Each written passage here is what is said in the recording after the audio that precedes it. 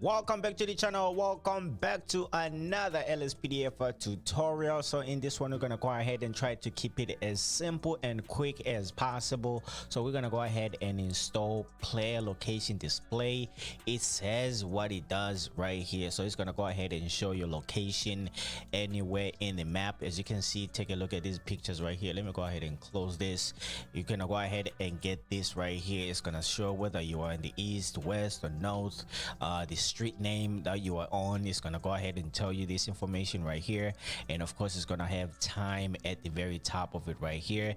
It's gonna, this time right here is going to be in sync with if you're using Simple Trainer. If you change time on the Simple Trainer, you're gonna go ahead and find that the time is gonna change right here as well. All right, so this is what we're gonna be installing today. You don't have to install this if you don't want to, but I just like to have it in my game. It just makes the game a little bit more fresh. All right, so you're gonna go ahead and come to lspdf.com right here, and I'm gonna go ahead and leave the link in the description for this one for your easy access. All you can do now is just go ahead and download the file, and of course it's gonna go ahead, let me see, is it gonna download? Okay, agree to download, and there you go.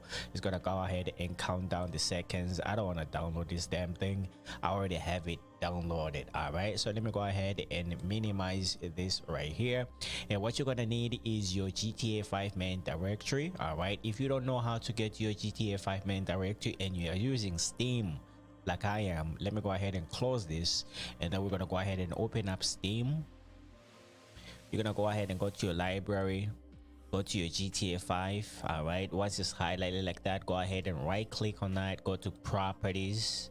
All right, go to local files and browse local files. Your GTA 5 main directory is just gonna go ahead and pop out like that. All right, so now that you have your GTA 5 main directory, let's go ahead and install this simple install right here, and then we're gonna go ahead and make a little bit of changes.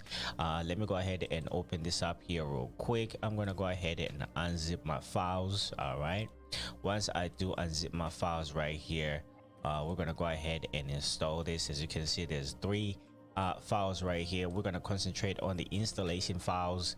Go ahead and open up your GTA 5 right here, and then of course you're gonna go ahead and get met with these two files. And what you're gonna need to do with these two files, just drag and drop onto your GTA 5 main directory just like so. As you can see, I do have the ASI file and the configuration file as well. All right, now you are pretty much done with the installation of this, but we are not done yet.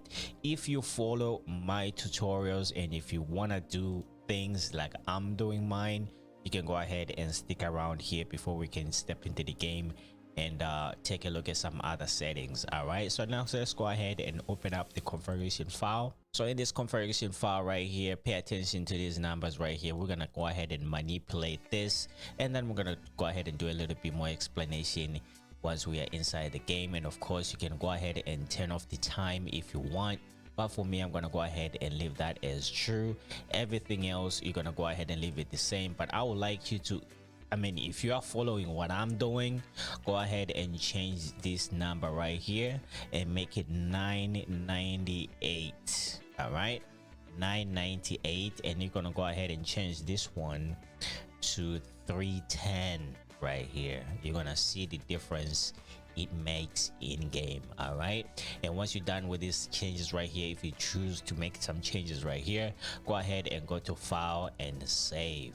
All right, now that we are done with saving that, let me go ahead and close up pretty much everything. Let me go ahead and refresh my GTA 5 main directory, close this one out, and then I'm gonna go ahead and see you guys in the game, and then we're gonna go ahead and see the relation of why we changed those numbers right here. All right, alrighty guys, now that we are in game and we're actually in the crib right now, and you can see our player location display is in full effect.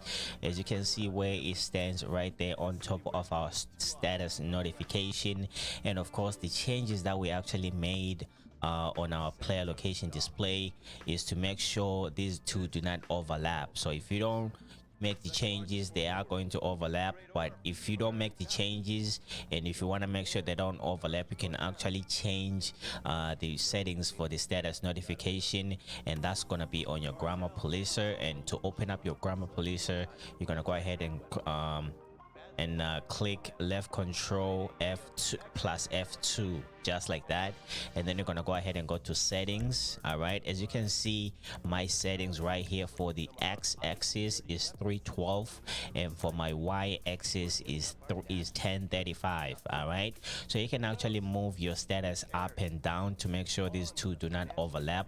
So if you want to make sure, if you want yours to be your status to be at the top, you can go ahead. I think if you reduce, if your numbers go down, all right, as you can see right here, we're gonna go ahead and move our status up. All right, given that you want yours to be at the top, I want mine to be at the bottom. I'm just showing you how you can do this right here. It's a little bit harder to change the player location display settings, so that's why I changed mine to 310 as it was, so that I can have my status at the very top. And I think if you leave yours at default, it's gonna be where my status is gonna be. So I'm just gonna go ahead and move this back to the bottom over here. All right, I think it's like 1035 or something like that. So let me see if I can make that 1035 again. I'm just gonna try and leave it level with the minimap, the bottom of the minimap right there. All right, 1035 right there. So I'm gonna go ahead and leave mine. This is another way you can try to avoid any overlap. So if you don't really make the changes and everything like that, is gonna go ahead and leave it at default, and everything is going to overlap. And this is just another way to make sure you get these not to overlap. All right, before I go, but the other thing, I did tell you that if you are using Simple Trainer, and if you wanna change the time, you're gonna see that the time is gonna, let's press F4. But anyways, there is our Simple Trainer right there. I'm just gonna go ahead and go to time. All right, if I go, like, as you can see right now, it's 14:13. The time, that's like 13 after 2. If I go ahead and go an hour, as you can see, it actually changes. All right, I'm actually changing the time right now going forward. 23:16 now. If I go back, as you can see, I am going back now. It's gonna go ahead and change the time right there as well. All right, that's the other thing I wanted to show you guys, that these plugins do work together and stuff like that. All right, so with that said, thank you so much for watching.